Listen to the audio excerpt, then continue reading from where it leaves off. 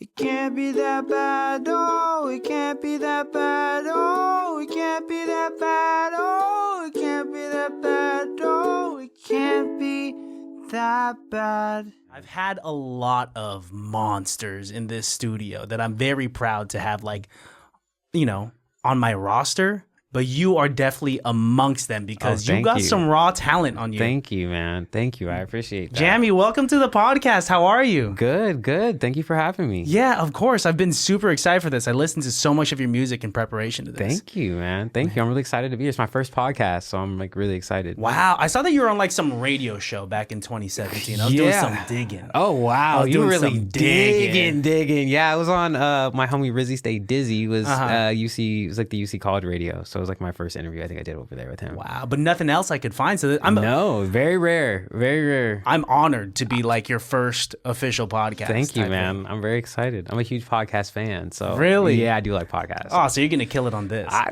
don't know. I'm just chill. I mean, you're already a great conversationalist. We were talking a lot downstairs before the podcast, and like I don't know, we're kind of just hitting it off. Oh, thank you, man. No, I'm excited. And it's cool that you know a lot of the same people that I've known for so many years. So that's really cool. The community's small. Yes. Very small. Very small, which is crazy. A lot of talented people. Yeah, Vallejo's insane. I think it's actually really crazy to, as a kid, it's like we had like Mac Dre and E40, blah, blah, blah. And then we got to see SOB, then we got to see Neff. And now to see where Vallejo is now, it's like you have seeing your friends turn into legends, like seeing Simon, you can see Simon become who he's about to be, who he is. You know what I mean? You've always been able to see it, but just being able to see that and seeing LaRussell, seeing Tyler, seeing BX, seeing like, it's just, there's so much happening in our city. And it's like, we are here in the golden age of what it is to be in like our little pocket. And I think Vallejo and, you know, well, AC, we're on our way, but Vallejo specifically has definitely contributed to the overall Bay Area music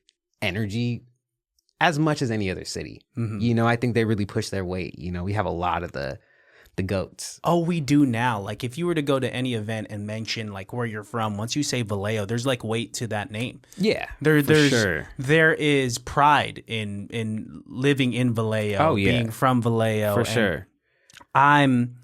Dude, yeah, it's like the talent is crazy. Your best friend could turn into a legend overnight. And it's not that like you're witnessing them become that person. They've always been that person. Oh, yeah, 100%. Everyone else around us is witnessing that person become 100%. the person that they already are. Oh, 100%. Me and I met Simon like in middle school. So like I think we were homeschooled. Yeah, we were homeschooled together. So we were both wow. Yeah, very rare. Like very, very rare. But he has always been the dude. I remember watching like piano, like, you know, they do a little rehearsals or like, you know, like end of the year ceremonies. And I remember seeing Simon play and be like, oh, that's crazy. Oh, dude, any kid that has 3 pianos stacked on top of each other in their studio probably knows how to play it. Probably. Yeah. No, it is crazy seeing like it go from like being a really good pianist to then being a really good producer, then to being a really good songwriter, then to being a good artist in and of itself, and musical direction. Like when Simon musical directs a show, it's like, it's just genius. It's just crazy watching that story unfold. It's like one of the most inspiring things. You're just like, oh, wow, look at the homie go. Like, oh, dude. Yeah. So happy to see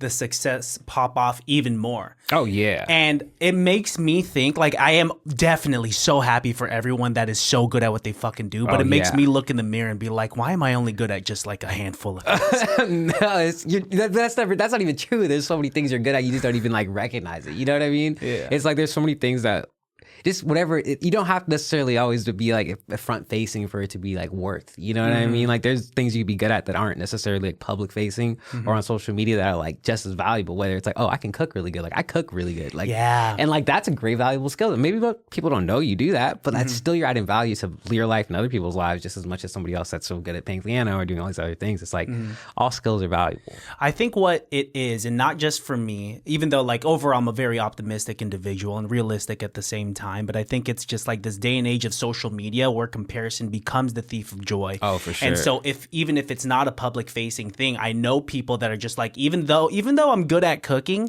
but if no one knows it, it means nothing to me. And that's heartbreaking. Yeah. Just because no one knows it, it loses its value. Yeah. No, there's a lot of, I think that's like that's thing, because we're the first generation that has to deal with that, right? So we're the first generation where we have social media. We're the first generation where we're seeing all of these social medias like evolve. So we're able to see, we were there before it was a thing, and then to see every iteration of it pass, it's like the comparison is crazy. Nobody before like 30 years ago is really seeing the lifestyle of a millionaire in New York if you're from Milwaukee, or like someone in London, or da-da-da. You're not really seeing these lifestyles, so you don't even realize how lackluster your life is, even though it's not really lackluster, and all those things are all, you know, not real. Like my grandmother has a saying that she says, it's like, don't envy anybody because you don't know what they had to do to get it. Yeah. And it's like, you can have anything in the world if you're willing to make the sacrifice to get it, but are you really willing to make some of those sacrifices to get that? That is true. Like, even when you look at someone's music success, it's like, there's so many things behind that. Like, whatever you see someone do good or get a moment or da-da-da-da go viral, you don't know like how many times they hit the wall. Like how many times they dropped some shit and it failed, or did a video nobody liked, or that you just don't know. Like, so it's like, you might want what they have, you might want that moment, but like, are you willing to like lose a million times to figure out, to even get to that moment? Are you willing to like, you know, do the sacrifices it takes? Like, okay, you see somebody do Coachella, but did you know they had to sign a publishing or like a touring deal with this company, so now they can't do shows whenever they want to do shows, but they get to do that one big show, which is really cool, but like, hey, they start, you know what I mean? So it's like, you really have to like try not to look at other people's stuff, because it's like, they're willing to compromise might not be what you're willing to compromise. So what you even think you want, you might not even really want that. Yeah. Because of what it comes with. You know, people only want to see what they want to see sometimes. Oh yeah. And are either not willing to put in the work, for sure, to get there, or are just like not accepting of those walls that they hit. For sure. To be great, you have to sacrifice something, man. To be great at anything, because you have to be like in this kind of game with like music or anything, with sports, anything. You have to sacrifice time. You have to be obsessed with it. You got to be a little weird and crazy. To get really fucking good at it. It'd be insane. You have to. And you have to be understanding of like the time that you're going to sacrifice, like the friendships that like they will always be there if you really work toward it, but like time is finite, and realistically back in the day, we used to be those kids in like high school that would fuck around after high school or something. At least I was. Yeah, for sure. And now that I'm doing, you know, things on top of my 9 to 5, like trying to edit this podcast and trying to do things creatively, I understand that I have to sacrifice a few things. You do. A lot of my time. You do. That's a lot of time. Like, there's so much time that goes into art in general. And then when you have a 9 to 5 and you're doing art, it's like you have no time, because if you do have time, it's like, is that time better served? You just have to weigh what that time is worth. It's like your time becomes so much more valuable because, okay, I'm at this job I don't like, so I'm already dedicating 8 hours of my day to something I don't. That's not where I really want to go in life. So I only have whatever X amount of hours outside of that to put into myself. So it's like, where does that better serve? Is that serve being with friends? Is that serve working on, you know, and you start to kind of like weigh that, and it's hard to want to just go mess around and go grab drinks with your friends when you feel like, I need to get this video done. Like, I need to get this, you know what I mean? Or there's a mix of this record that like, hey, I need to turn this in if I want to meet this window of drop dates. And like, it's just, you really have to sacrifice so much time. Creative guilt's a real thing. Yeah. I get it every day. Yeah. No, I've been feeling that, you know, I've been like really, I think for a long time, I really felt like, hey, I'm not doing enough and I need to da-da-da. And now I'm like, okay, how do I do? It's about being efficient, because it's like, yeah, like I feel like sometimes I'm running and you're running full, like you'll do all the work, but then it's like it's so much going on in your head that you're not actually showing the work or releasing the work or doing all these things. So it's like, how do you be like focused with like what you're doing, like intentional? I think the older I get, the more important intention is. So it's like intention behind like, hey, let's go do this music video. Like, what's the intention behind this visual? What's the intention behind the music I'm making? What's the intention behind putting it out? Like, and be intentional about like times. Like, I think a lot of artists, we have this like, oh, I just got to feel it. And it's like, nah, that's not actually what you need to do, because this is a job. Like, people are relying on you to make money from this. So it's like, if a product doesn't sell, if you, let's say, you know, like I used to work at Yerba Mate when like a few years ago as a delivery driver, right? If I don't bring them the yerba that I'm supposed to bring them, they're going to go to another product that actually delivers on time. Wow. And it's like, you have to kind of think about it. It's like, yeah, it's your art, and yeah, it means a lot, but like at the end of the day, it's about creating a product. Like, and it's about creating a moment for people to kind of, or a thing for people to kind of join in on. So it's like, you have to just give them the product. And it's like, it's hard for artists because especially someone like me, because it's like I'm a little bit older. So it's like I was there when you could just drop a music video and have a record go up because like people weren't used to seeing artists have music videos versus now everybody has music videos. Everybody has some type of content. Everybody has that. So you have to find your way of cutting through in that. But it's still like maintain the quality and like it's like you really have to just keep doing it, but you have to find your niche of it, you know? What do you think is your way of cutting through all of that? What is your niche? How are you standing out? You know, that's like beyond all these other artists that are here in the Bay. I think that's definitely been something that I really have been thinking about a lot. Like, okay, what am I bringing to this space? Like, okay, I make all this music, like, yeah, the music's cool, but what am I bringing to this space? And I think something that like I really want to bring is a higher level of creative direction to the Bay Area. Like, I feel like a lot of Bay Area artists don't care about creative direction, don't care about really, it's like they make the music and then they put it out and then that's it. Let's make the music, put it out, which is, you know, it works. It does work. So it's not like there's anything wrong with that. But what I would like to bring is a different way of approachment. Like I want people to see creative direction on like a higher level. I want people to see the Bay and think like, oh wow, these dudes are like tasteful. You know? Yeah, there's some people that'll just lay down a track and then just stand in front of a mailbox and be like, right here, we're gonna film right here on your iPhone and we'll put that out. And it works still for some people. And I don't think that there's anything wrong with that. I just would love to be able to bring like cinema to social media and cinema to roll out. So that's something with this rollout for the project we're dropping in January. It's like, it's cinema. Like we're going to try a different approach to social media strategy. Like we spent kind of last year just trying different shit.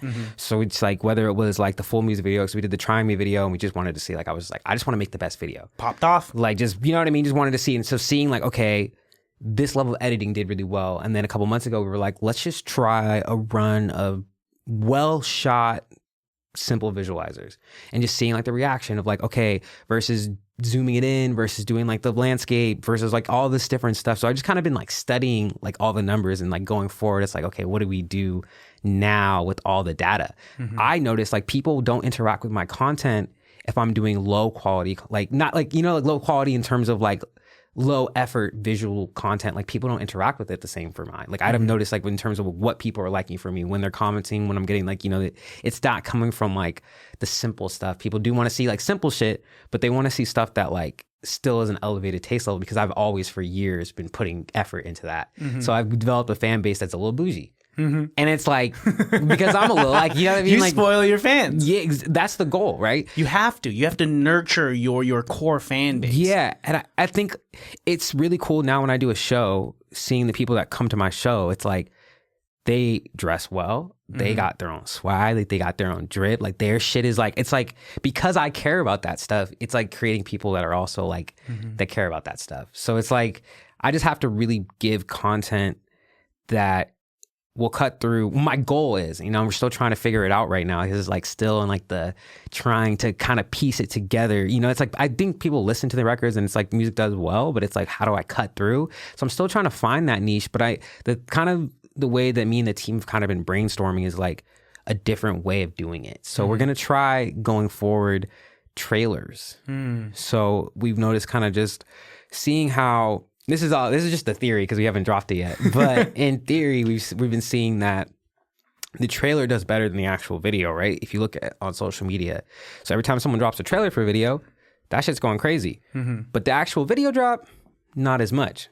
So it's like, what can we do with that data? So we're kind of designing the social media strategy and rollout from that perspective of like with that knowledge and some of the other stuff. So hopefully. Do you think the trailers pop off more than the actual video? Because your average person right now on social media has the attention span of a pebble in the beach, and just cannot focus. So they want something quick and fast that's on Instagram. Exactly. People hate clicking on the link in bio. Exactly. Like trying to like get people to move from here to there is rough, which is why I think a lot of like actual music videos is hard to pop off. Exactly. So it's like, you don't need that, but that doesn't mean that the content it doesn't mean that you can't still tell a narrative, but using that short form style. So that's kind of what I'm gonna try to do this time around, and we've been working with Eric and Sydney Welch, and just kind of like brainstorming, the three of us, just kind of a different approach on it. You know, like we'll see. I'm just trying to drop a lot of music this year. I have so much music that it's like, wow, I'm playing myself. And you already have so much in your discography. To know that someone's been grinding for that long at such a high quality already, and to know that you're going in an upscale progression, it makes sense why, like, in my opinion, you're really fucking killing as an artist. Thank you. Like, Thank you. if we could just talk, even though maybe by the time this episode drops, the project will be dropped already, Yes. but like Crash Dummy is fucking incredible, man. Thank you, man. It is so good. 6 songs of like, I don't know, like my personal favorite on that is Say None. Oh, great. Yeah. And and it's because I'm a sad boy. I'm a sad boy, dude. I feel you. I definitely feel you. But it's also upbeat, so I'm not like lethargically sad. Yeah. But yeah. You definitely have a knack for this. Like, Thank you know you. what is sonically pleasing. You Thank kind of you. know what hits, even though your range is so wide.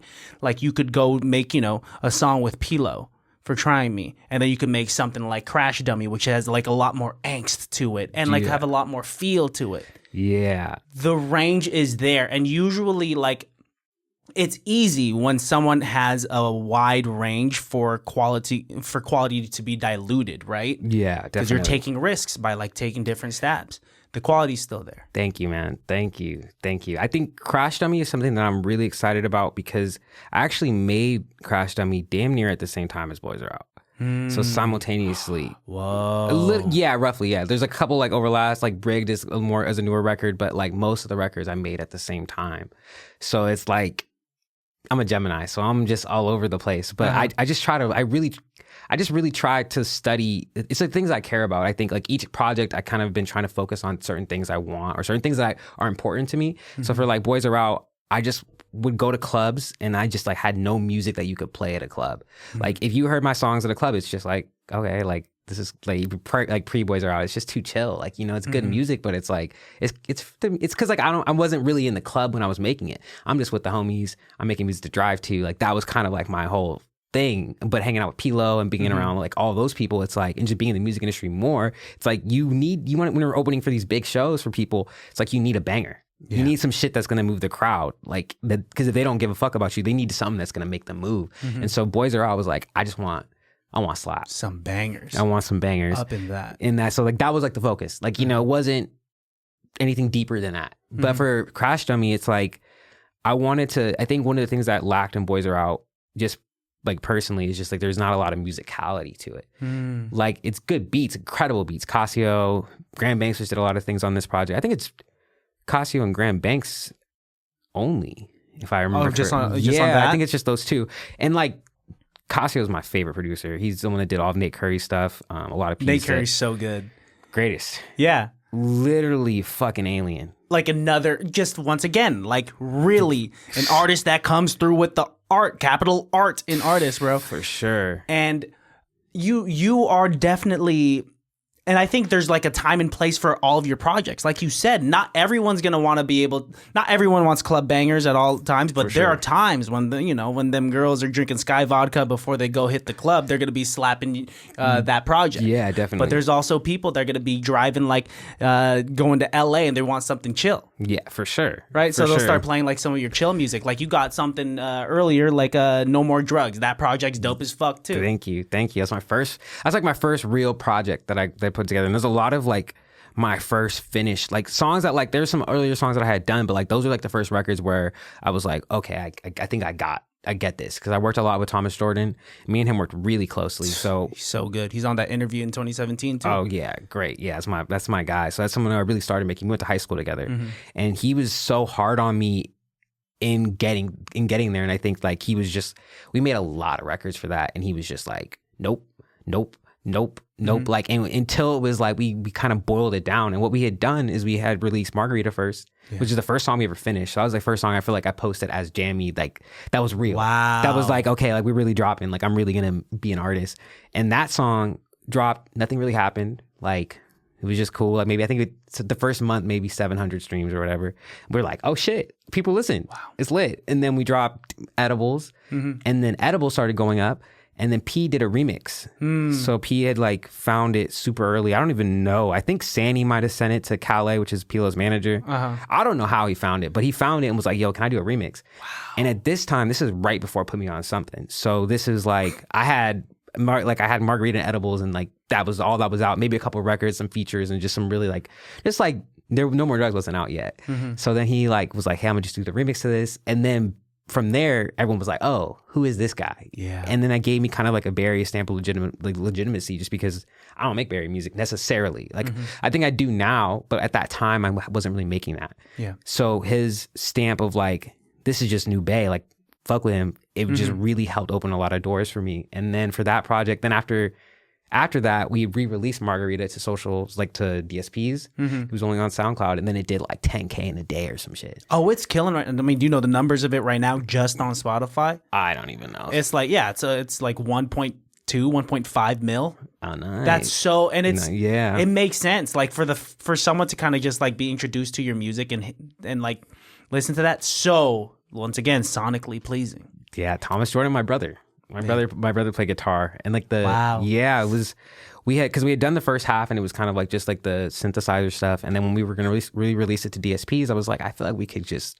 I had this like the She's Mine melody, like I was at work, I worked at In and Out, and I was just like, for some reason I was like making fries, and that shit was just stuck in my head. Wow, and that's so cool that you remember exactly where you were when that melody was conceived. Yeah, for sure. I remember, I think I was peeling potatoes in the back, and I was just like, it was just stuck in my head, and I was just kind of listening to it in my headphones, just like the original version. I go to the studio that night and with my brother and Tommy, and we were there probably all night, just couldn't figure out something, and it was like maybe 2 or 3 in the morning. My brother was like, hey, let me just lay this guitar, I'm gonna go home. And we just, he relayed the guitar, he went home, and then Tommy was like, let's just do one more take, and if we don't figure it out, let's just go home, and we'll just drop the original version. And I did the entire second half on the guitar switch is like one freestyle, like one take, first try. There's some magic about saying, let's just do one more and see what happens. There's magic. I think there is some fucking black magic that happens when that sentence is said in the studio. Oh, yeah. Because even if I'm just like recording like a dumb cover, I'll like in my brain, I'll be like, oh, this is so, I'm tired. I don't want to keep singing this. I'm just do one more and see what happens. And then I get loosey-goosey now that I've lowered the stakes for whatever reason. lowered the possibilities. Like a lot of songs in my earlier days of music were like that. Like even the Like I Do was like a freestyle. Like, wow. Yeah, it was like Tommy and Simon and Marcel had made the beat, and we were just kind of like, we were working on Sad Girls Club around that time, and then Brittany was just around working on her first project, Morning, and so that song we had just did it in the living room. I had to go because one of my best friends was back from the military, so I was like, oh, I gotta go, let me just cut this real quick. I didn't even hear the version, like, you know what I mean? They did some like weird witchcraft, they just kind of moved the shit around and made it what it was. Yeah. And then like, we put it out, and then like a year later or something, like G was like, oh, can I just like borrow this for the album? So crazy. Which is, it was super cool. On the deluxe version, yeah. It's, what, a crazy story about that is that like, so that album, we were on the remix that came out maybe like a year, 2 years after the original project dropped, maybe a year, 2 years after. But when he had first dropped the project, Tommy and I were in Berkeley, just randomly, there was a line around like our CD store, and we were like, oh shit, let's just go see what's going on. It was the album signing of that album. Wow. So Tommy and I were like, fuck it, let's just like wait in line. I was like, I want to work with this dude because like I've also been like, just seeing like, when I talk about like art direction, like I do think like G-Eazy has always had some of the best music videos, best art direction, best like packaging. Yes. Like incredible. Like knew exactly how to sell himself as this brand. Incredible. And I think that like people don't talk about how successfully he did that, because that is like some of the greatest branding in hip hop. It's so good, dude. Like you got to say, he did what he needed to do, especially as a white person in hip hop. His way of staying authentically himself with still paying homage to the culture, but allowing, bringing what he needed to bring to not leech off the culture in a negative way, I think is like something to be commended. To do it the way he did takes finesse and proper etiquette. Being white in the rap game, you definitely have to do that. And for him to be successful off of that, and he makes me so mad just because he looks so fucking cool. Oh yeah, kill it. killing it. Just like when I put on a leather jacket and when I put like a little bang down on my hair, I'm just like, I don't look like G-Eazy. Nah, it's not my bag, man. It's not my bag. I can't do it. This motherfucker, he's the Danny Zuko of the rap game. He's fucking. Nah, he's and I think that was really cool. We actually waited in line and we got it signed. And then, a couple months later, I think it was Sandy or someone was like, hey, can you come to the studio? And then I was like, yeah, sure. So then I pull up and it's like me and Riddy and he's just like, this record's really fire. Can I like hop on it? And it's really cool, man. And it's a really cool moment for Riddy because Riddy actually produced on that. So that was really cool. Wow. Yeah, she did her, I don't know why she's not credited on it, but she did the ukulele on it, which is super fire. Oh, really? Yeah. Oh, holy shit. Yeah. See, look at that. It is, credits are super interesting, Yeah, it's like, what's interesting about credits is like, it's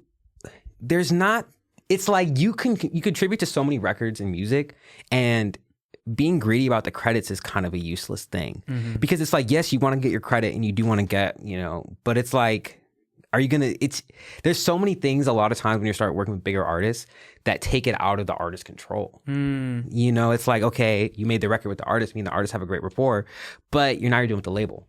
Now you're dealing like even with something like, like I Do situation, although the original beat was mostly produced by Simon and Tommy and Marcel, when they did the G-Eazy version, there's several other producers that added a little thing here and there. So then there's more people on the record than were originally on the record. Yeah. Which is, it's just a part of like, that's just how music goes. And then things have to get cleared because and then more writers somehow come on because that's just how the label system is kind of designed. It's higher leveled stuff. Yeah, so it just gets out of you. So it's like, it does get messy, but it's like, I don't know, as independent artists too, exactly. It's cool because it's like, you know what, like if I'm working with someone, it's like, I usually have a rule. It's like, I'm cool with like, you can have half. Like, I'm not really tripping because it's like, okay, like, yeah, go ahead. What does it mean? Yeah. Because it's like, you should have equity in what we're doing. And like, I get the value from the shows.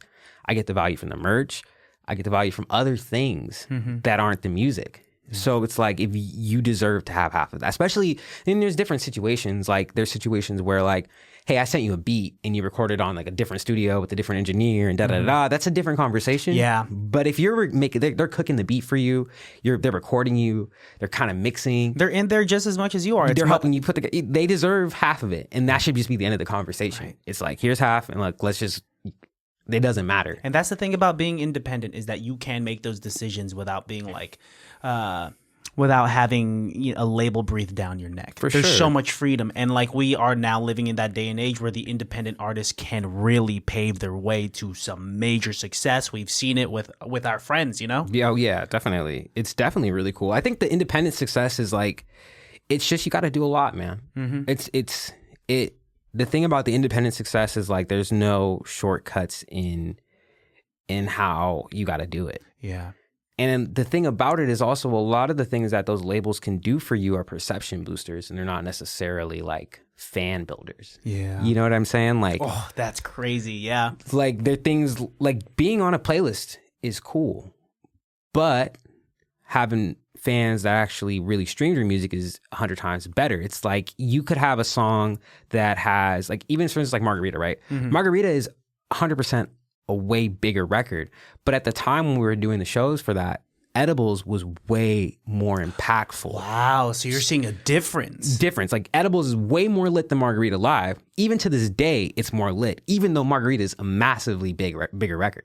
Like, like Edibles maybe has 500,000 all over if you like accumulate all the streams everywhere versus like, obviously like almost 2 like with the other one. So it's like, but the actual fans, and that's because Margaret had help, had playlisting, and had certain things like years ago. So I mean, it doesn't really equate to like what it really did, but it is like that natural shit is way more important. It's like it does help. Like playlisting is great, and you want playlisting, but I think it's like chasing that shit is kind of irrelevant. Yeah, I mean, it's truly the difference between quality and quantity, right? The quality is doing a show, seeing what songs your fans truly fuck with, as opposed to just the number on the screen. Exactly. Once again, even though that could like build this perception to a stranger, some guy in like Arkansas that doesn't know who Jammy is. Yeah, it's still not. there's something irreplaceable about that true fan that does like search you up and then like follows you and then like and gets into it. And it's like, I'm at this space more concerned with that because all those other numbers don't matter. Like, I mean, like, they do matter. Of course, you are looking at them, but there's so much fake numbers. There's so many things you could pay for some ads. You could do this. You could, yeah, you got on this playlist or da-da-da, but it was because of the label situation or da-da-da. It's like, there's so many different things like that where it's like, I just want to be able to pack out shows. Like, my goal as an artist is to be a successful touring act. Like, if I could get to a space where I'm doing like 3,000 cab venues everywhere in the world, I'd be like, life is complete. My artist journey is where I want it to be. Like, I don't know if I'd be complete, but it would be like, hey, I'm doing what I need to do in this field. Because, like, I love performing. Like, performing is my favorite thing. Oh, you are a great performer, good sir. Thank you. Thank you. I got to see you perform at your homie's horror night back in October. And I brought my homie with me. I brought my homie and my brother. And they fucking loved you. Oh, great. You were so good. And like the homie that I bring with me, his name's Ty, and he's like a hip hop head. And he's like a music head. And so to please him, you have to have a level of quality. Hey. Like, there's people that he liked there, but there, you know, he definitely like mentioned you. Oh, thank you. Which is like a big deal. And like, yeah, you got the presence. You got like I said, monster. Thank you, man. Thank you. I love live shows. Live shows is something that like I have the biggest passion for. And we've been doing our own shit for a long time. Like, my first show was in a sneaker store at Risk. So you know where Pictickies is in Vallejo? It's like a little Where's that at? It's like near Pho. Oh, okay. Pho yeah. It's like right next to Bud's Burgers in there. There's like a little, there used to be a sneaker store called Risk, which Sandy worked at. And our very first show, we literally bought I think we bought a bunch of little benches from Costco, like maybe 20 of them. Yeah. And then we put like wood on the top of it, and then we put some shit over it and threw some speakers and packed it out. Like, super nuts. So that was really cool. And then from there we did Cave Rave, we did a rave inside of a cave for the Sagros Club like listening party. A real cave? Yes. So we went to the Sutro Bass. Where do you find an outlet? We brought a generator. Okay, dumb question. Yeah, cut that out, Christian. No, we were really focused because like it was one of those things where it was literally maybe 2 or 3 weeks before the pandemic. It was on Valentine's Day, 2020, and we were like, hey, I had gone to a show. My brother lives in San Francisco, so it's a really popular thing to do in the Sutro Bass. It's like a really popular rock thing to do and punk thing to do. They do a lot of shows and concerts and listening parties. Well, I don't know if they do this, but they do a lot of concerts in the cave.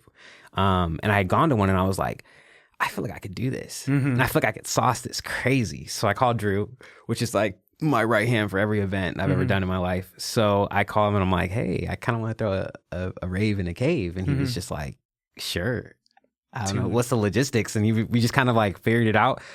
When it comes to, I will say, when it comes to like event logistics, I will say I like bring Drew like a nuts idea. And then I'm like, so how? And then just like he'll figure it out. If there's a will, there's a way. Exactly. And so we did that, and that was crazy. That was probably one of those defining moments in my life because it was like, you can do that. We did it with like 2 or 3 days notice. It was nuts, like super packed. And we was just like, okay, you can do whatever the fuck you want.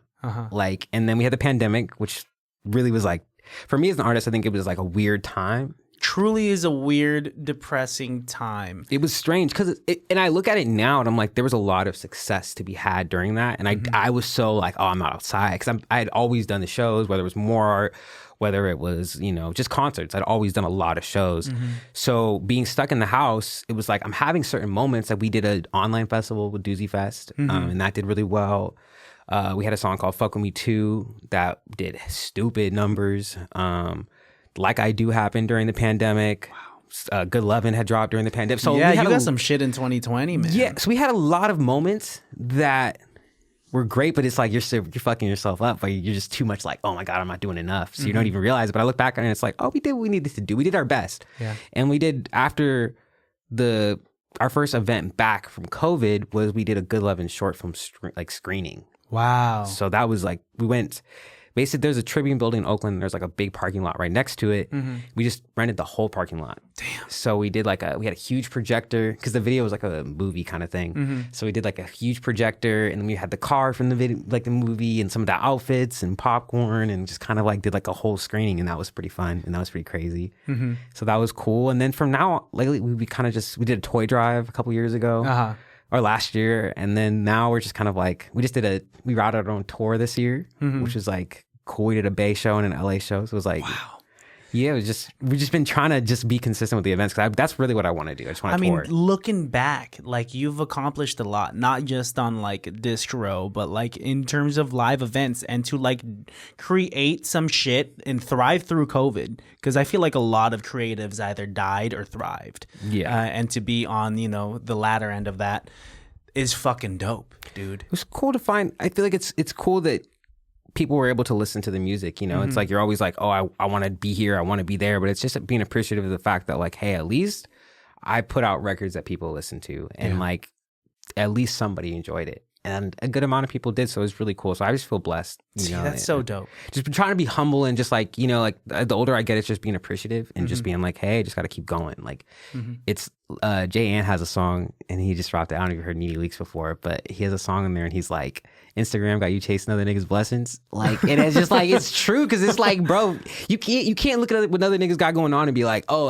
I just want to do, it's like, it's just like, be happy. You just gotta be happy that they're experiencing that and just be like, hey, I just gotta keep, my time is coming with the work that I put in. So you just go. You have to. The people that get mad at others people's success, you're wasting your time and energy with that. And it's such a spiteful, petty, pathetic thing, dude. Like, you have to clap for the winners. You have to clap. When I had Stunna Man on, he said,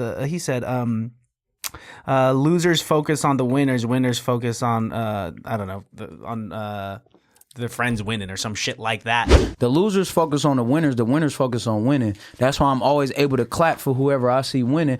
And it was just like, yeah, that's like, you can't get hyper focused on another man's success. If anything, like, it should drive you to get that. But there's so many people in this industry that point fingers and blame everyone except for themselves for not putting in the work to become great. That's where I'm at now. I just feel like I look at, it's like, I'm not necessarily where I want to be as an artist because I'm not being as consistent as I need to be. And I think there's no one else to blame other than you need to just figure it out. Like, oh, I could be like, oh, this is happening in my life, or this is the da-da-da.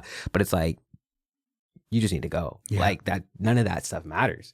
Like, for me, it's like I have the records. Like, I have the music. Like, I should just drop the music. You know what I'm saying? Like, it's like, you just got to keep going. And it's like, if you don't have what you want, it's because the work hasn't been put in to match. And it's like, because it's like, I think I'm happy. I'm proud of the product that I put out. So I don't think it's like the music is like lackluster in that sense. Like, of course, it's always going to be better and there's always great music.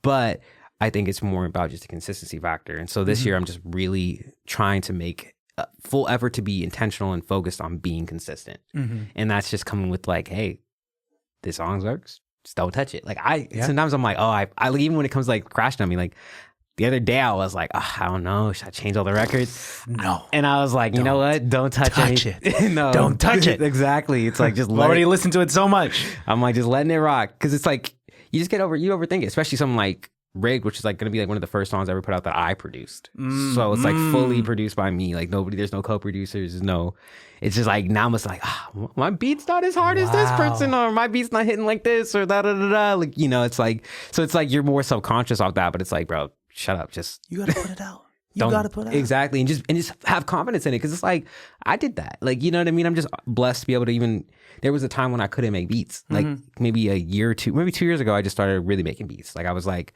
I just want to make beats because it's just like, I already touch everything. Like, you know what I mean? If I'm working with somebody, I always touch something on the beat. Like, even with something like Don Julio, I play guitar on that. Or like, like I touch some, like everything. Loretta, Good Love, and like all those things, I touch something on there, like, 'cause I'm pretty picky about sonics and like how things feel. So it's like, I'm always touching something. So it's like, I really was like, you know what? Let me just really figure out how to produce. And then once you figure out how to produce, now you understand more, like if you're working with another producer, how to communicate for sure exactly what you want. For sure. Just being like, hey, let me just play this kick for you. Oh, like, hey, what if you do this back here? Like, you know what I mean? And like, knowing the producer terminology, I think, is super valuable to be like, because a lot of times as an artist, it's like, you know what you want. For me, at least, I knew what I wanted, but the issue for me was like communicating that so they could understand it. It's like, I want this. Dude, you gotta learn the language, man. You gotta learn the language. It's like when a baby wants some food and doesn't know English yet. Sometimes you just don't know. You're looking at and the baby learns how to speak, and then,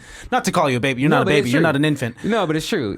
You have to You have to do it. It takes a lot. And it starts somewhere every single time. Look at Tyler, the Creator. When he first started producing his own shit, the sound was so different. And I'm sure he had like some conflicting thoughts about putting it out there. And then look how far he's come because he's been able to do that. Just locked in. It's supreme confidence. It's like, I think to me, it's like just having faith. Yeah. Even stuff like the hats. I just did like a run of hats that did really well. And like, that's like dope. I just designed it and I was like, oh, I want to do some hats, you know? And it's like kind of like merch, but like not like it is merch, but like I don't really look at it like that. It's kind of like I just wanted to design something for people to have. So it's like it's a cool piece for people to be able to like wear. Oh, dude, people love it. People love showing out for like it's part of like what's the word for it? Like wearing a shirt. Like every time I look at a shirt that has like my favorite anime character on it or something like adjacent to my favorite anime, I'm like, I want that shirt. Yeah. I'm a huge Lord of the Rings fan. I'm like, I want to wear that shirt. Yeah. People want, and it's because it's part of our identity. Exactly. And especially if it's super niche. But like, dude, like if someone were to have this and then like the conversation that could stir up and then they could put them on some like new shit. It's really cool, man. And I love designing merch. And it's like, so it's like, even that you feel a little subconscious. This is the first time I really designed, like even when it came to this merch piece, like I had kind of drawn the whole design. I had Josh Poinga do the what's it called, the design for it. Like I did it and then I just had him kind of like make it a little better. But then it was he had done this, but it was on some other whatever, and then I isolated the image, then moved it over to a hat. Then I just did a bunch of weird stuff to kind of create like that, you know. And it's like, oh, it's so fun. And then seeing people wear it, seeing people wear merch is like really cool. Dude, I saw my merch in the wild, and I was like, that's a cool fucking thing. It is cool, man, because it's like it's a similar thing when someone's like listening to your music or someone's like that. But it's the thing about merch that I feel like, or just clothing, is that it's become so individualistic. So it's like someone's putting on this hat of yours and this hat is now interpreted to their style. And it now shows you how they interact with your art. Like the other day, I think Simon wore it he did like some backyard or back of a truck thing and it's like going viral. And it's just cool. Oh, DJ Kenzo's Trunk Chronicles. Yeah. Yeah. Just seeing the homie wear like something you design. Like, you know, like that's just like, you know, really cool. And he gets that feeling too because his shirt's dope. Oh yeah, I wear that shirt. I think I have every Hokage Simon merch, all the way back from neon to like yeah.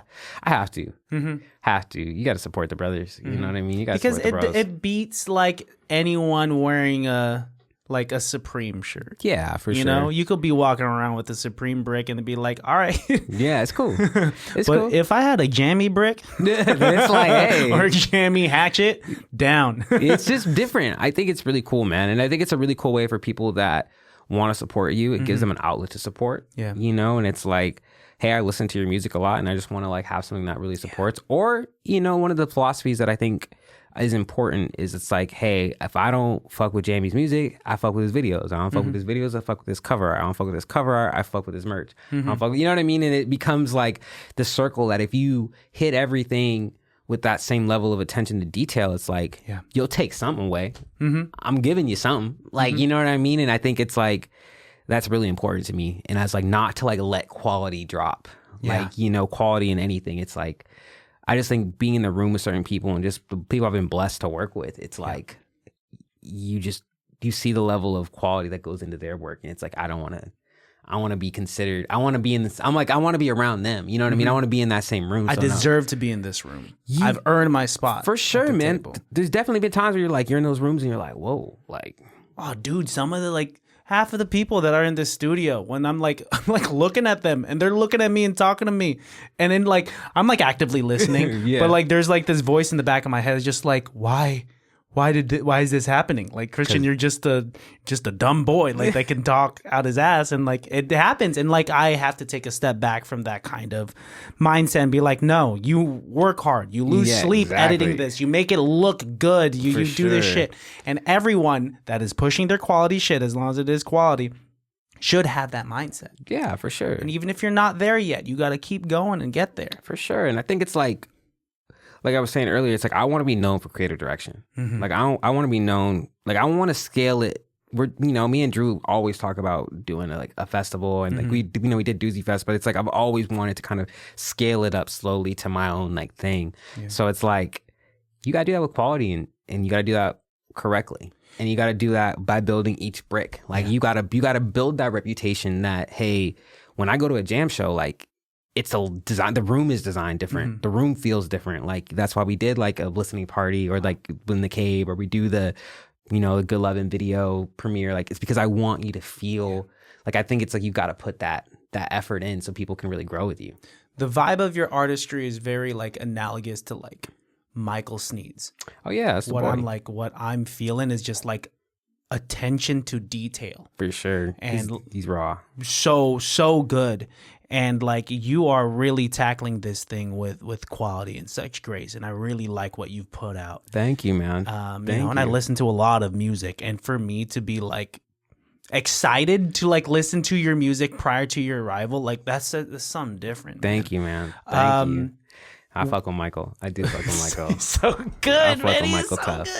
Good. Sorry, go ahead. He's super raw. I fuck with Michael. Super, super tough. Yeah, we're trying to set something up. Like, I can't wait to talk to him about his music. But he's goated. He'll be an interesting person too, because he's a theater kid, and to to have that kind of fellow thespian. Yes. Yeah, dude. Yes, I did theater for a long time. Oh, you did? For sure. For like how long, and like how old were you? Probably from like 2 to like 15, like 2 or 3 shows a year. I was in college. Yeah, I was in college theater at like 14, 15. Whoa. Maybe a little bit younger, yeah. What musicals were you doing? I did Bye Bye Birdie. I did oh my god, there's so many of them. I know I did what's it called? Hairspray. I did Hairspray, Bye Bye Birdie, Thoroughly Modern Millie, Wizard of Oz. So many, man. A lot. My mom was a musical theater teacher, so so we did a lot of that. That's kind of like where this shit that we're doing, this like through line of like real theatrical shit, it's through all my stuff already. I'm just trying to like really hone it in, because I've grown up kind of like playing these characters.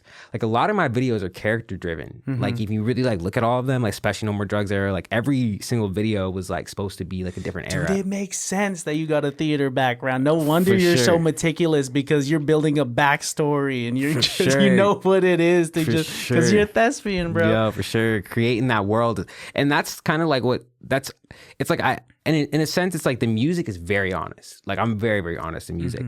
But I think that the character that I'm giving you is just because I think it's fun to kind of create that, and just it's fun to be in front of the camera doing a little bit more, than Boys Are Out was just like me. We didn't do anything crazy. We just kind of liked all the visuals. Everything was just like, let's just do me for this. Yeah. Because it's already different sounds. It's already, you know what I mean? It was already a little left from anything I'd done previously. So I was like, oh, let's just, I'm not going to do anything crazy, but we're back.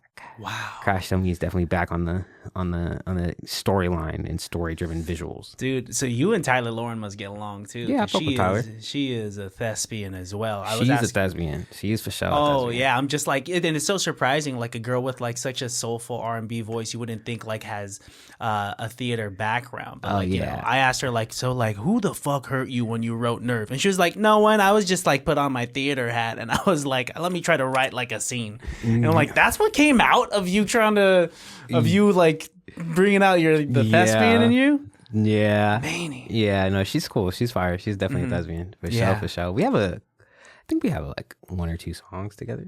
You guys do? I think so. We've definitely collabed before. For sure. Wow. Yeah, we do have a song. His song's actually pretty hard, actually, now I think about it. Oh, I gotta find it. How did I not? It's not out. I'll show you. Oh, okay. I was just like, how did I not see it? No, please. Just think about we've definitely recorded. Send me the unreleased stuff. Oh, yeah, for sure. From everything that you've done, like, what are some of the proudest moments? Because you have some, like, accolades. Like, you've to be on the deluxe album of G-Eazy's album, and to work with Pilo, and to work with La Russell when he was still Toda. Yeah, like, these are some, like, accolades. Like, yeah, definitely. But outside of just working with some legends, I'm sure there's just some like solo endeavors that you're just like, that probably brought like some tears to your eyes. I think some of the ones that I'm most proud of, I think definitely Margarita. I'm really, really proud of that record. That means a lot to me, because me and my brother, and then just when it would drop, there's just a lot going on. So I'm really proud of that. Proud of K-Rave stuff.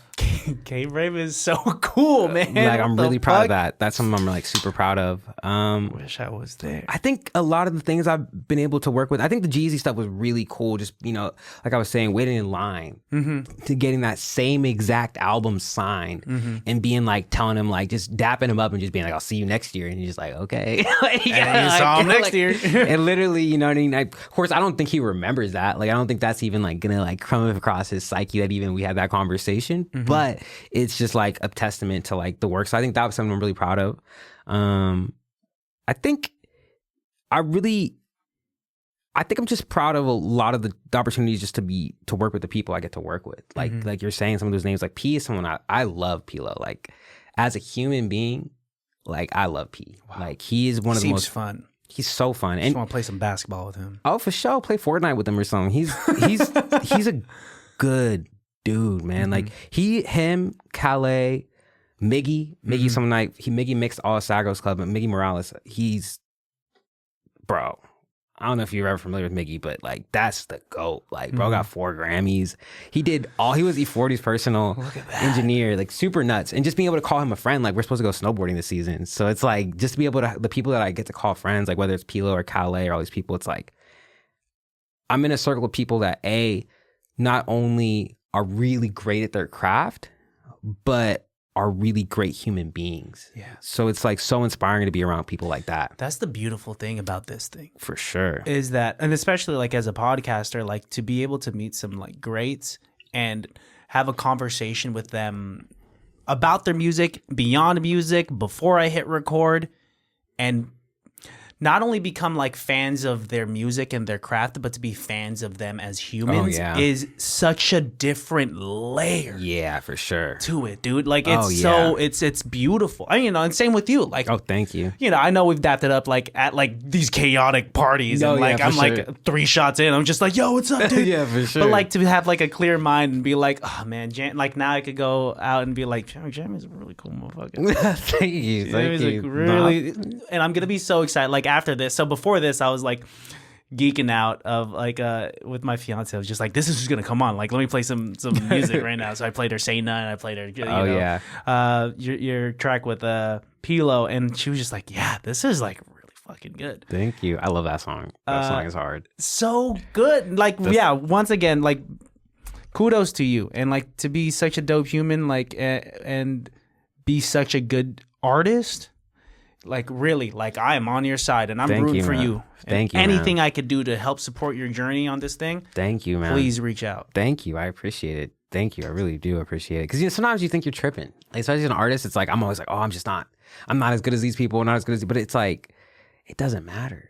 Like, that comparison with other people doing whatever it's like, you really just got to just keep going. You have to. It can happen out of nowhere. It can. And it's like, I really do think I put enough work into and I put enough care and love into everything that I put out that like I'm proud of it. Like I don't look at some of the records. It's like I think when, you know, something does take off, I think when people go back at the back catalog, I think it's enough good shit in there. Oh, dude, it's so fun. Like, it's so fun to go back to see what you like, the progression once again. Thank you. Do you have a favorite project that you listened to of all of them? Right now, like I'm in love with Crash Dummy because obviously since it's like unreleased, but like Crash Dummy's dope. No More Drugs is really good. I think. Yeah, it's a classic. Sad Girls Club, very fucking good. Thank you. Yeah. I think I put the most love into Sad Girls Club. I think that wow. Yeah, I would say I put the most love into Sad Girls Club. It's just a very honest project, like uncomfortably honest. Like certain songs, like I don't even really like listening to. Like Dive, like I'm not putting Dive on. Like that shit is real. That shit is very. Dive's my favorite one off of that project. That's great. It's a good song. Because when the percussion hits. Oh yeah. I did. It's so good. Yeah, Tommy Byron and I produced that. Woo! Yeah. But the fact that that's such a different. Wow, that's so crazy that like that's something that you won't put on because it's that real. Yeah, no, it's because I put it on like 10 times today. Hey, nothing wrong with it. I'm glad people can. It's just like it's just too. It's just one of those things where really what happened was I had finished the project and the first half of Dive was there, but before the guitar stuff was like already done, and it was kind of like okay, the album was done, but then we ended up holding on to the project for like a year before it came out, and before I was like, you know what? When I had written their first verse, I was still in that moment. And when I wrote the second half of it, it was like me reflecting on that moment or reflecting on that space that I was in for that album from like this bird's eye view. And it's like being able to be like a couple years removed from the relationship, because a lot of that's about like one relationship, and just being removed from that relationship to be like, look at the effects of this. And like, that's why when I listen to it, it's like, ooh, it's a little too honest. But I mean, like, you got to do open heart surgery, but it's just like, it is like, damn, like, it's real shit in there. You know what I mean? Like, it's real shit I went through. And that's what makes it beautiful, you know, sure. and to that layer of like catharsis that it comes with makes it mean that much more. Thank you. Thank you. It's definitely one of those things where I'm proud of it. I think it's like a really good record. It's just like, I feel like it's one of the more honest ones where it's like, ooh.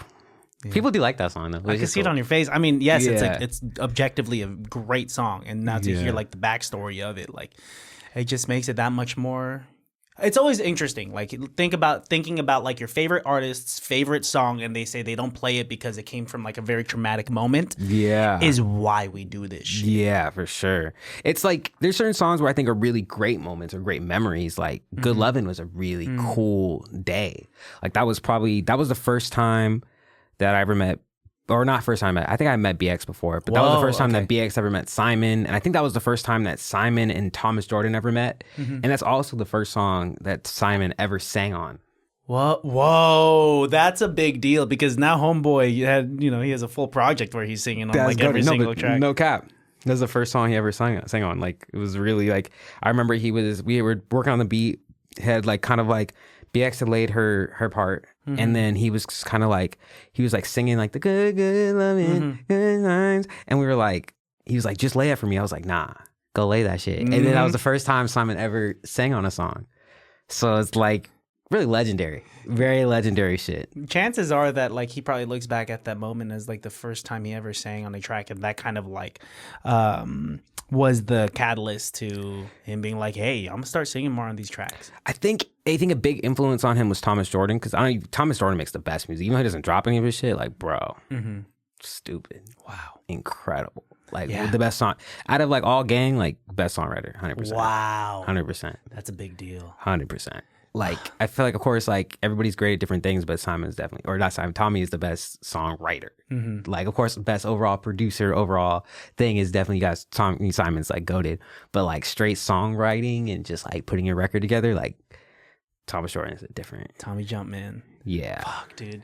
No, there's just like really, it's a hub full of talented people. For sure. And like, I hope that like this conversation inspires other creatives to be like, man, I want to be as good as that guy, or as like people like in Out the V, you know? For sure. It's incredible, dude. It's good shit. I don't know if you know how these podcasts end, but I do have a comedy improv background. Have you done improv before? Not really. I mean, maybe like a theater like years ago. Oh, okay. So like you're a little familiar with it. But yeah, usually end these episodes by doing like an improv scene with my guests. So if you're down, we could do that. Fuck it. What are we doing? I mean, we got Andrew over here like nodding his head. Drew's like, what is this? I don't even fuck it. So the way that this goes is that like the scene could be based about anything and everything having to do with today's episode, whatever we talked about, or it could be inspired by nothing at all. Or we could just get a suggestion from Andrew, because he's in. You want to say hi to the camera real quick? You just been sitting there. Let's show everyone that fresh cut and that earring. Look at this symmetrical guy. Earrings. If you want to think about Drew's, he gonna have some earrings on. The BX Rod shirt. Very rare. Very, very rare. Look at this Bogey guy. Fucking Bogey Bryant over here. Bogey Bryant is crazy. Bogey Bryant is wild. Dude, he got that 90s Leonardo DiCaprio haircut right now. He does. Oh, shit. Dude, what is eating Gilbert Grape? Tell me, please. Oh, shit. Tell me about the Titanic, man. No, it was cold. She wouldn't get off the boat. She wouldn't make scoot over. There was no room for me. Oh shit! Wolf of Wall Street. Just say the titles of Leonardo DiCaprio. Like not even a joke. Just like Wolf of Wall Street. That Lamborghini, huh? Mm-hmm. Catch me if you can. Get some lewd. I get some Quaaludes. That'd be crazy merch, man. No more drugs. Do they still make Quaaludes? I don't think so. I think they stopped in the 90s, 80s. I don't know. People still like slang them, or is that still like? I've seen like footage of people who found some like expired, like from pharmacies and like what? Yeah, old drugs. People still fuck with them? Like, can you? What was it for? It was for like pregnant women, right? To like I think ease it's the pain. I thought it was a sleep. I think it's a sleeping pill. That Okay. if you don't fall asleep, then the high is crazy. Whoa! So think- you have to fight the sleep. That's like, I mean, I've only known about it from Wolf of Wall Street, but from what I remember from this intro, that's what they said is that it's like it's for like a sleeping drug, and if you just don't fall asleep, then you just get fucked up. You just get turned up. You just get you just get turned up. You just Humans are crazy, dude. Just the shit that we just like put in our. I remember. Man, when I was like a fucking delinquent, my mom had like a prescription for like codeine.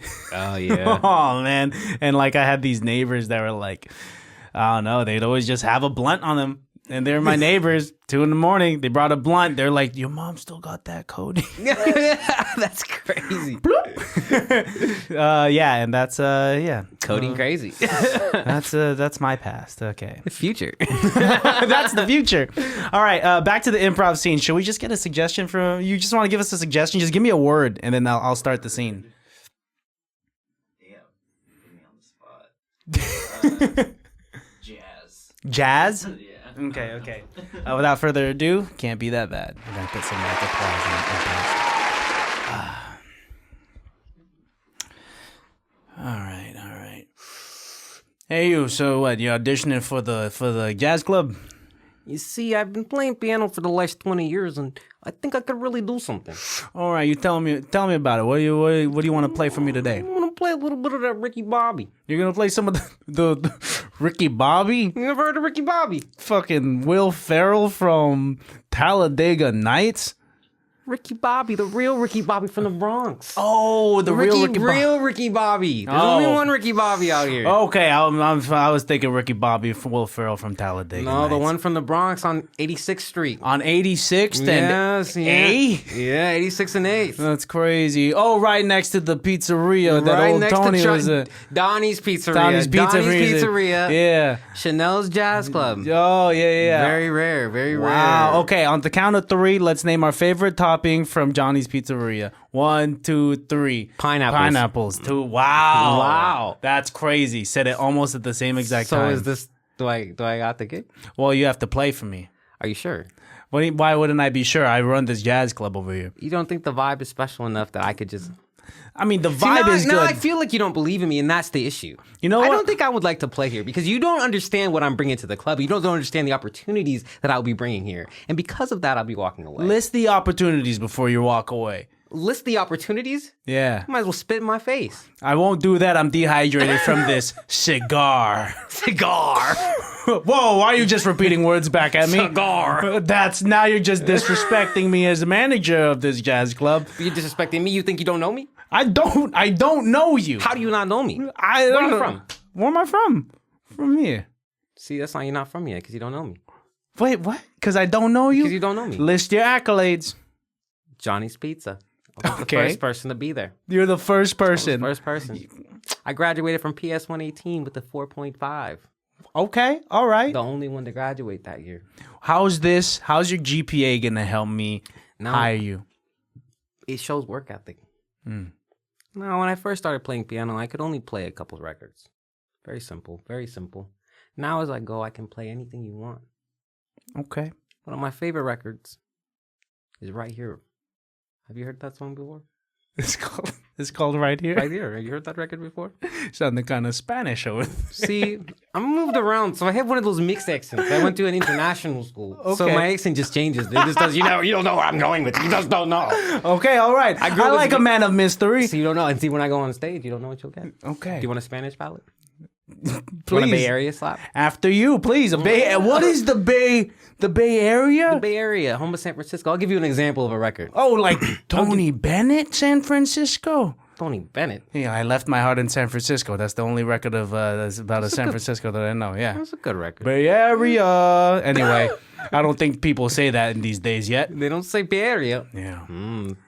Put me on something. Put me on something. Now we really going dumb. Okay, STUPID. When we go to the club, To the jazz club. We don't need ID. We do need ID because we don't want the license gone, but we do need a little ID here and there. Let me hear what you got. You're gonna play. I'll play a little record. Take me to the moon. I don't even know any jazz songs. I'm young. I'm singing right now. I'm like, dog, I do not know a single jazz record. I don't know a single jazz record. Cut to that Saturday night where what's your artist's name? Jammy. Oh, okay. So we're just going. You are playing yourself in the scene where Jammy is opening up for Tony Bennett, who's playing at this jazz club.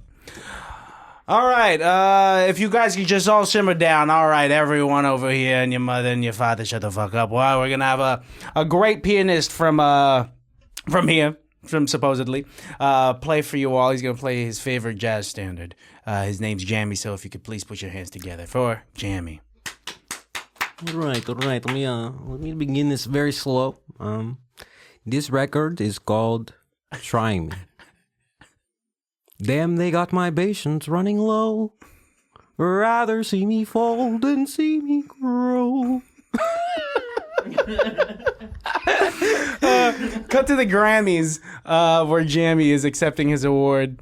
And for Best Artist of the Year, we have Jammy. Thank you, ladies and gentlemen. I'd like to first thank my boss because she fired me. I'd like to secondly thank my first grade teacher who told me that my O's were not correctly drawn. And then most importantly, I'd like to thank the Lord for the opportunity. This project called Beep, because I don't know what it'll be called, is life-changing. And I hope that some babies are made to it. And scene. Beautiful. What? You never done improv before and you come aggressively with an accent just as I did? It was crazy. That was great. And then you ended up sounding like Ricky from I Love Lucy. Got it. The guy that talk like this. Why does he talk like that? Lucy, I'm home. It's like he, I don't know, has something lodged down his throat. It's like a lisp, but in the nose. It is a crazy placement. He like should sing. Lisp. Yeah, a nose lisp is nuts, man. Dude, that was hella fun. That was good. Wow, you really are a thespian. I am a thespian. Shit, that was incredible. Thank you for doing that. Of course. I haven't done like an improv scene where I truly had to really think and but. That was nice, man. Dude, this was so much fun. Thank you for having me. Yeah. Can't wait to have you back. Maybe sometime next year when you got definitely do it. Yeah. We're dropping as much as possible next year. The goal is to drop a project every quarter. Wow. So whether it be not all of them will be super long, but the goal is to do one every quarter. Nice. Smash Dummy or Crash Dummy first, and then I don't know what we're doing next. I mean, I have some ideas, but I don't know. Yeah. Some. Well, the consistency with the quality, that put together with the rollout and your artistic direction, dude, it's just a matter of time. Hopefully. I'm in your corner and whatever I could do to help Thank you, that man. trajectory, dude. Thank you again for having me. Before we get out of here, go ahead and look into the barrel of your camera right here. Tell my audience where they can find you and what they have to look forward to, even though you just kind of said what for sure they have to look forward to. My name is Jammy. Follow me at Mayflower Jammy on all socials. This year we're dropping Crash Dummy, which is I kind of would say it's like a punk rock rap fusion project. Follow us to kind of see where we're going to take it. We're going to try something different. We're going to create movies and merch and shows and just a bunch of stuff. So come along with us on the journey. Mm-hmm. Perfect. And one more thing, if you could look again once into the barrel of the camera and leave the baddies with a phrase of saying, a piece of advice, it could be even a word, something they could go about their day with that reminds them that it can't be that bad. I'll leave you with something that my grandma always says. What does she say? She always says, never envy what people have because you don't know what they did to get it. Beautiful. Andrew, you want to say something that reminds my listeners that it can't be that bad? Dang, look at this guy. Look at that dimple. This guy, he ain't here to play. It can't be that bad. What was the phrase? Yeah, just a phrase, a saying, or anything that my listeners can take that reminds them that it can't be that bad. Just stay based. I don't know. Stay based is nuts. Do it for the bag, but love everyone around you. Peace, love, and was it pizza grease? What was Guy Fieri say? Does he say that? Peace, love, and pizza grease? I know. I have no idea. That's an interesting trifecta, but okay, sounds good. Well, till next time, baddies, listeners, you guys know where to find me. You guys know where to find the podcast because you're already here. Interact with us. Send me a DM. Send Jammy a DM. Send Andrew a DM and all that stuff because, you know, we're nice folks and we are creatives and we love our fans. So peace, love, and bye. It can't be that bad, oh.